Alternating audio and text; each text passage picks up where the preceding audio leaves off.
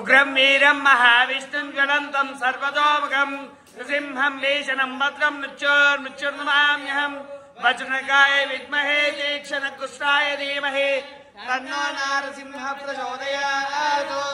वनमाली गदी शान्ति शङ्किनी चक्री च नन्दकी श्रीमान् नारायणोर्विष्णुर्वासुदेवो विरक्षतु।